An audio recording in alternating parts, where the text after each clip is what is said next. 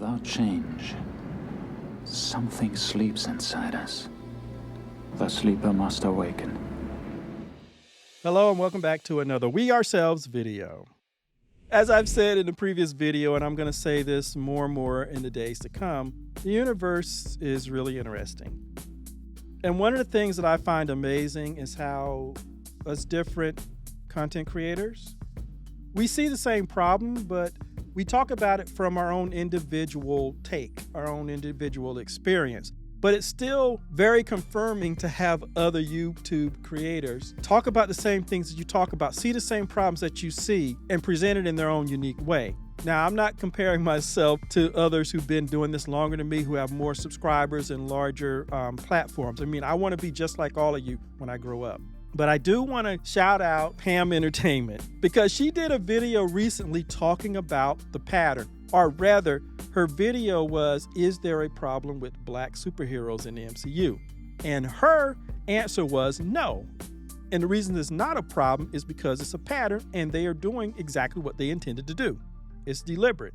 And what she's talking about is how in the entertainment industry and in other industries, whenever they want to start out a new channel, a new cable channel, they always start by using the black community.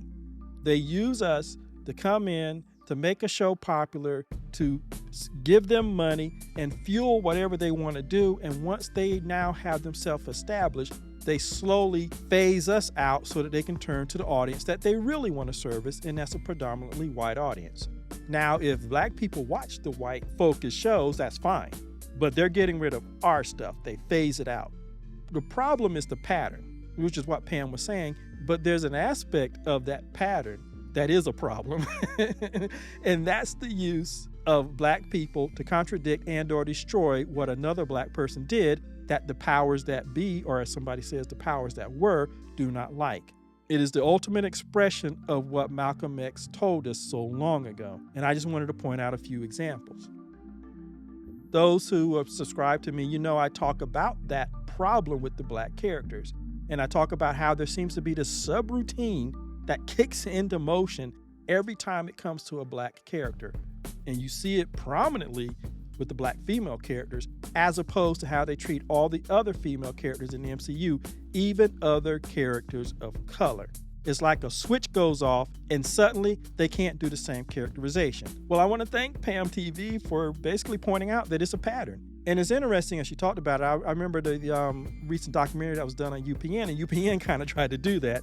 And they found that they couldn't phase out those black shows because it never worked for them every time they tried to do it. So they actually got themselves in trouble with it. But I want to thank Pam because that's exactly what's happening in the MCU. They have no long-term goals for any of these characters, so they don't invest in them. They don't give them the same treatment that they give the white and other characters. And perhaps I think the place where this really started with this pattern was the blaxploitation movies. And I had one commenter on my video mention that before.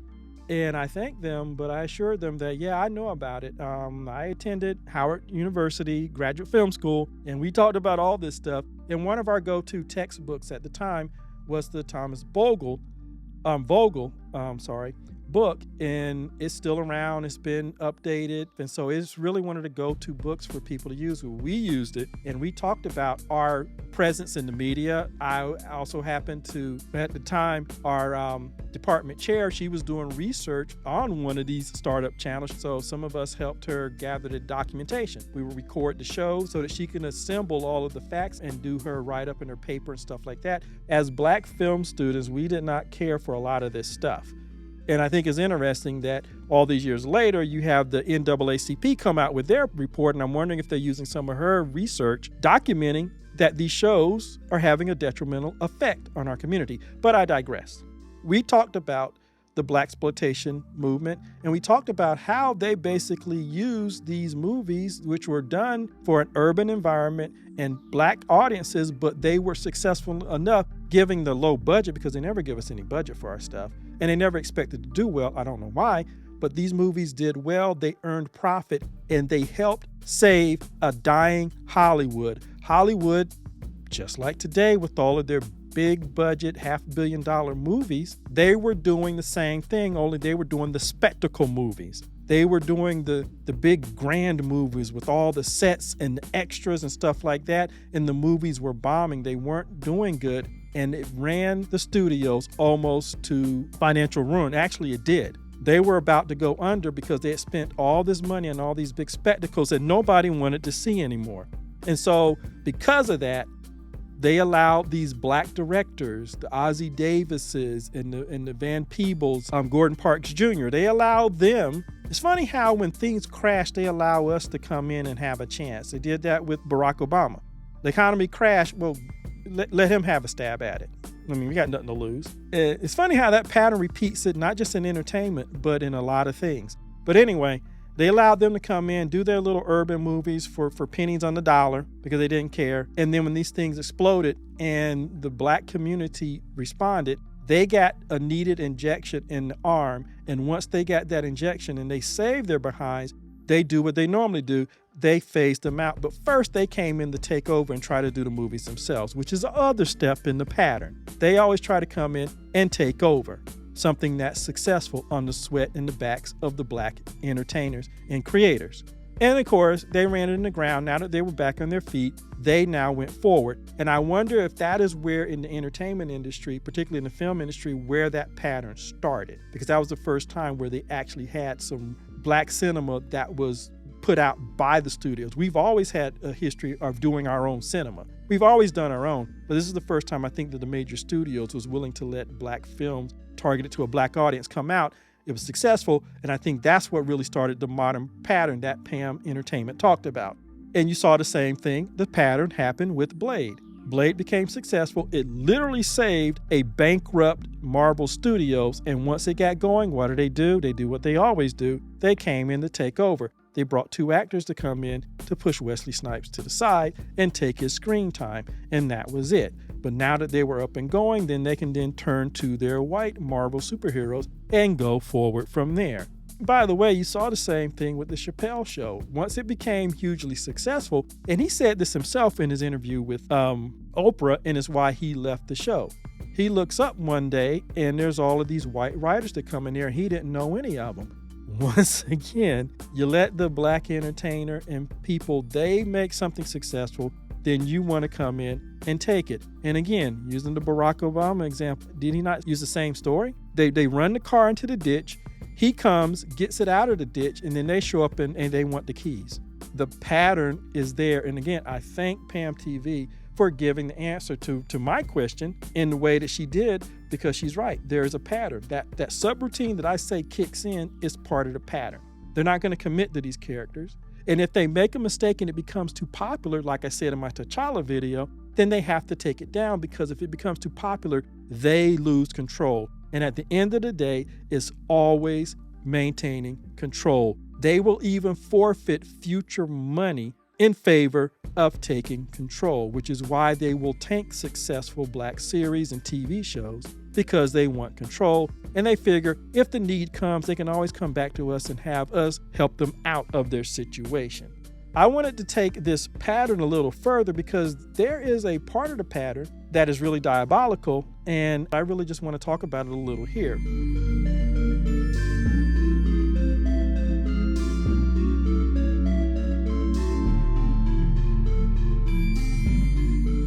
I would add that anytime a black man or woman says or do anything that they don't like, and you could also say are successful at something that they don't like because it disproves their idea that we are inherently inferior. Go figure, even though they know they can make money off of us, we're still inferior. Anytime a black man or a woman, or however you choose to refer to yourself, anytime we do say or accomplish anything that they don't like, they bring in another man, woman, or however you want to categorize yourself. They bring them in to contradict and destroy what was just done. And we see that playing out in our modern Marvel Cinematic Universe. We all know the most prominent example of what Chadwick Boseman established. He was successful with his movie, and more successful than they intended. So what do? They have to destroy it. But that pattern, they're slicker now. They're more diabolical. They always go and get another black person to do the handiwork so that they can hide behind that person. So what do? They had Nate Moore and Ryan Coogler be the hatchet men, take the fall. And Pam Entertainment referred to that 5-minute meeting, and I explored that 5-minute meeting and how I said it was only 5 minutes because there was somebody above them who only gave them 5 minutes to get on board. That's why it was 5 minutes.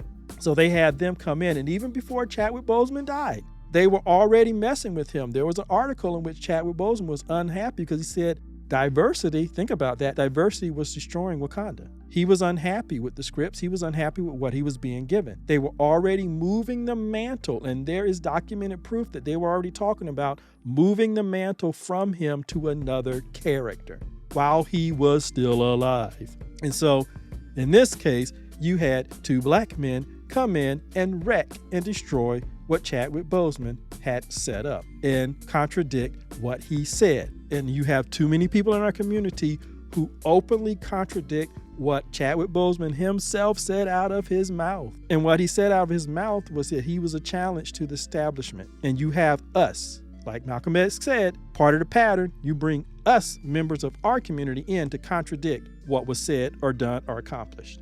Second one that a lot of people don't talk about, and I'm going to talk about it, is there's equal blame to go around. Okay, we talk about Ryan Coogler and Nate Moore, 2 black men, but black women, hello. Nia DaCosta, celebrated black woman. She was the director of the worst performing movie, but I'm not going to say that because I went to see the movie and it wasn't that bad. There were a lot of people who just crapped on it and didn't go and see it. And I've always been one of those people, I at least want to go and see it and see what it's about before I start talking about it. It wasn't that bad of the movie, to be honest. It was just, they could have done better. But that being said, Nia DaCosta, black woman. What does she do? She strands Monica Rambeau in another universe. She takes the character under her watch, under her direction. She strands her in another universe. Then she has Maria Rambeau there, but that one never had a daughter, so she doesn't know who this person is. She has no connection. Why would you do that? The talk about where's Monica Rambeau's show was undone because we were saying something that white man didn't like, so they went and got another black person to contradict what we're saying. So they get Nia DaCosta, the black director, to strand this woman in another galaxy, another timeline, with a person who should be her mom, but isn't because she never had any kids. But Nia DaCosta goes one better. In Ms. Marvel, her older brother married a black woman, and she was a walking, talking character. She was part of the storyline. But yet, when it comes to Nia DaCosta's movie, you have the entire family there minus the black wife. She was snapped away, all under the direction of the black female director. So once again, the undermining of 2 black female characters was done by a black female director. And it had to be a black female director because if a white director had done it, there's enough of us out here, we would have called holy hell. It's like, why? And sure as hell couldn't have been a white male director, but by using a black female director, they've been able to largely avoid that controversy. And the last thing I want to say is Maria Rambeau in the show put in protocols ahead of time because she figured that if the disappeared ever come back, they needed to be a way for them to be handled. She created the protocols that her own daughter had to go through in the show. Now, if she could create those protocols, you would think that she would take care of her estate, her house, her ranch, her plane, all that stuff that we saw. But yet, under Nia DaCosta, you have Carol Danvers move in an immigrant family and even sit in the very plane where she sat with Monica Rambeau. Now she's sitting in there with Iman Vellani's Ms. Marvel. Under this director, you have displaced all of these black females and their legacy. Like I said, it's diabolical what they do. But let's move forward because we have it again. Anthony Mackie. I'm doing a video now that's going to come out where I talked about how they subverted his character. They chose him to be the next Captain America, but they did not give him the same treatment, of course, because as Pam Entertainment TV says, it's a pattern. But the pattern is to get the black professionals, the writers, directors, producers, to do the dirty work. So what do we have? You have Bucky who's given this loving treatment, even though we already have Bucky's damn story. They created more flashbacks and they created a story for him. They brought in Zemo and they gave him the full character arc. While his other star, the one whose name appeared first, Falcon, he's given none of that. He is totally subverted. You have the black show writer who has successfully written black shows and black characters, who said and admitted in an interview with Kevin Smith that he had a different Falcon written, but he could not do it. He had to submit to the Marvel process to make his life easier. And so they used the black director to write and subvert Sam while at the same time showing that he knows how to write good characterization because he gave it to Bucky. Again, this pattern is really rough because they are having black professionals do it. But I'm not done. There's one more example. Mahershala Ali came in and was actually introduced as Blade, voiceover, but still introduced into the MCU. He came in and he made the mistake of saying he wants his new Blade movie to be his Black Panther. Red alert. You can't do that. That's going to go against the pattern. So what do? They have Variety do this hit piece, but the nail in the coffin, once again, they have to have a black person come and contradict what another black person has said or done or is trying to do.